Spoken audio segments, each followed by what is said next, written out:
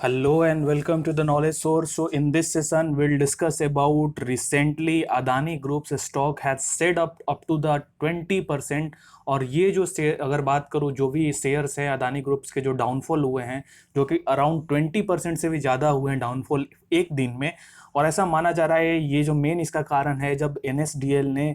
3 portfolio investment जो है Adani groups की उनके ऊपर लगाम लगाया और उनको फ्रीज कर दिया है कुछ समय तक समय के लिए। तो आज के सेशन में हम जानने की कोशिश करेंगे क्या इसके पीछे रीजंस हैं जहां पे एनएसडीएल ने 3 जो फॉरेन पोर्टफोलियो इन्वेस्टमेंट है उनके ऊपर फ्रीजिंग लगा दिया है, कौन कौन से ऐसे फैक्टर्स हैं और इसके बाद इसका इम्पैक्ट क्या हो सकता है। तो ये इस सेशन में हम डिस्कस करेंगे। But before starting this session I would like to say you can join through our Telegram channel and the Facebook channel and don't forget to subscribe our YouTube channel also.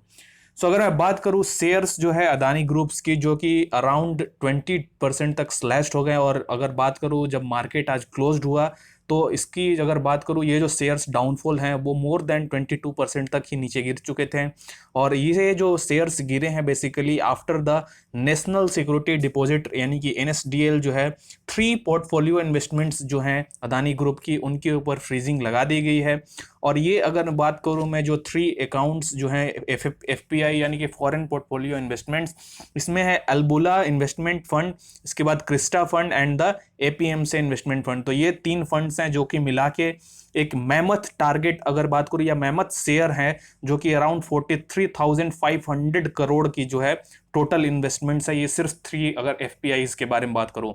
तो ये एक बहुत ही major uphill task है। अगर बात करूँ जहाँ पे आज टुडे मार्केट बहुत ही वोलाटाइल था और जिस तरीके से जो शेयर्स डाउनफॉल हुए हैं जिसके चलते अगर ऐसा माना जा रहा है कि अराउंड 7 से 8 बिलियंस तक जो अगर बात करूँ यहाँ पे नुकसान हुआ है अदानी ग्रुप को। सो इसमें अगर हम बात करें अकाउंट्स जो 3 एफपीआईज जो है वो अदानी ग्रुप्स की जो अभी फ्रोजन कर दिया गया है एनएसडीएल के द्वारा।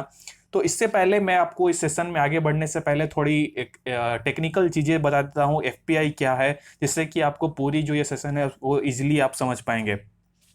सो अगर बात करूं फॉरेन पोर्टफोलियो इन्वेस्टमेंट यानी कि एफपीआई के बारे में तो ये बेसिकली एफपीआई जो होता है वो इन्वेस्टर्स जो है बाहर से या किसी अदर कंट्रीज से वो इन्वेस्ट करते हैं यहाँ पे। और ये जो इन्वेस्टमेंट होता है बेसिकली अगर बात करूँ इसमें इन्वेस्टमेंट्स अगर बात करूँ तो स्टॉक्स बॉन्ड्स मार्केट या फिर जो भी ब्रोकरेज अगर बात करूँ जहाँ पे इन्वेस्टमेंट शेयर्स या ये सब चीज़ें में इन्वेस्टमेंट्स होते हैं जिसको हम बोलते हैं foreign portfolio investment. So foreign portfolio investment जो है एक पैसिव होल्डिंग ऑफ सिक्योरिटीज होता है जहाँ पे फाइनेंशियल एसेट्स जो हैं वो हमेशा एक्टिव इंगेजमेंट या फिर एक्टिव मैनेजमेंट उनका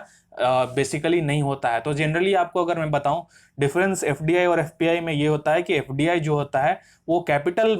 शेयर या फिर मैं बोलूं कैपिटल इन्वेस्टमेंट जनरली होता है जहां पे लॉन्ग टर्म्स इन्वेस्टमेंट्स होते हैं। अगर बात करें हम फॉरेन पोर्टफोलियो इन्वेस्टमेंट की तो ये बहुत ही वोलाटाइल होता है और ये मार्केट के अकॉर्डिंग फ्लक्चुएट करता है। तो ये जो फॉरेन पोर्टफोलियो इन्वेस्टमेंट्स यानी कि बॉन्ड्स डिवेंचर्स इन सब में इन्वेस्टमेंट्स होता है बेसिकली अदर कंट्रीज से कोई भी इन्वेस्ट करता है। तो इसमें क्या है कि इसमें अभी जो 3 इंपॉर्टेंट जो पोर्टफोलियो इन्वेस्टमेंट्स हैं अदानी ग्रुप्स को उनको फ्रीज कर दिया गया है एनएसडीएल के द्वारा।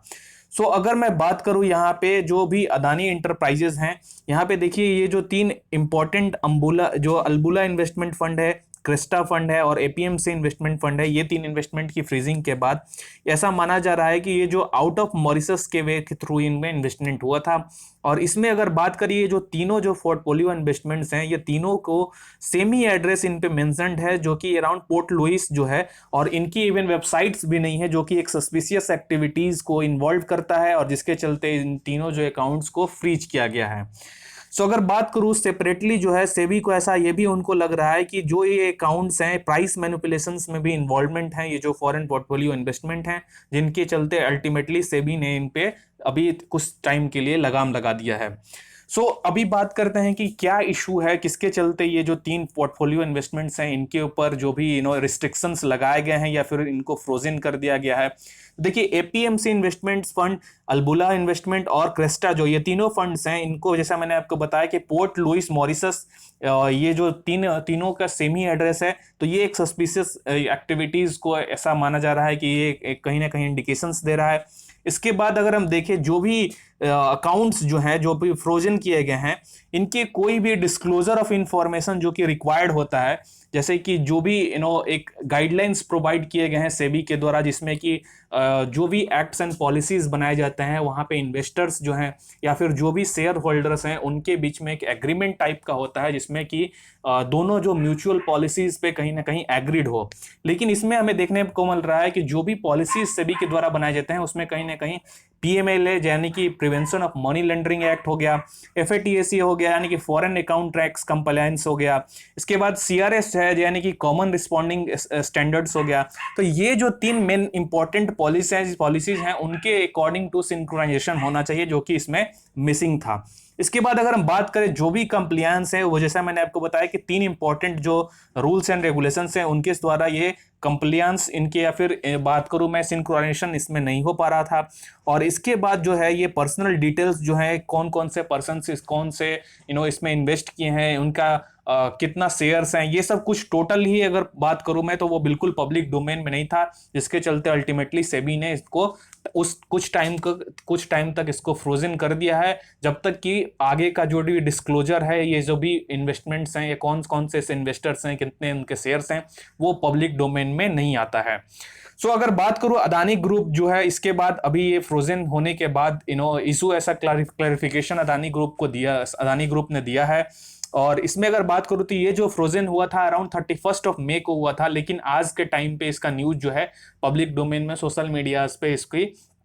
लीक हुई थी। सो अगर अदानी ग्रुप की तरफ से रिस्पॉन्स आया है, उन्होंने बोला है कि ये जो टर्मिंग है रिपोर्ट जो भी पब्लिक डोमेन में आया है वो बिल्कुल ही मेलिशियस है, और जो भी इन्वेस्टिंग कम्युनिटी है उनको हर्ट करने के लिए एक पर्टिकुलर वे में इसको लीक किया गया है, ऐसा अदानी ग्रुप ने बोला है। इसके बाद अदानी इंटरप्राइजेज ने रिक्वेस्ट किया था रजिस्ट्रार एंड ट्रांसफर एजेंट से कि जो भी स्टेटस है डीमेट अकाउंट्स जो भी होल्डर्स हैं या फिर फॉरेन फंड्स जो रिसीव्ड कर रहे हैं उनकी क्लैरिफिकेशन के बारे में, और जिसमें उन्होंने ये कहा है कि जो शेयर्स ऑफ कंपनी है वो फ्रोजन नहीं है। जिसके बाद अगर बात करो रजिस्ट्रार एंड ट्रांसफर एजेंट के द्वारा रिस्पॉन्स जब आया उसके बाद उन्होंने ये क्लैरिफिकेशन दिया है। सो एक तरफ अदानी ग्रुप है वो क्लैरिफाई कर रहा है चीजें कि जो अकाउंट्स ऐसा माना जा रहा है कि जो फ्रोजन है वो बिल्कुल फ्रोजन नहीं है, अदानी ग्रुप का ऐसा मानना है। लेकिन हम अभी देखें जिस तरीके से प्राइमा फेसी अपीयर्ड यही हो रहा है कि जो ये तीन जो फॉरेन पोर्टफोलियो इन्वेस्टमेंट्स हैं इनको फ्रीज कर दिया गया है, और आने वाले समय में मेरा ऐसा मानना है जब तक कि ये पब्लिक डोमेन में बिल्कुल से ही फिर से ना आ पाए, जहाँ पे कौन कौन से ऐसे पर्सन शेयर होल्डर्स हैं, कौन कौन से इन्वेस्टर्स हैं, ये सब बिल्कुल पब्लिक डोमेन में ना जाए, तब तक ये ऐसा माना जा रहा है कि ये जो भी फ्रीज है वो कंटिन्यू ही। सो मैं आशा करता हूँ इस for today. Thank you as always for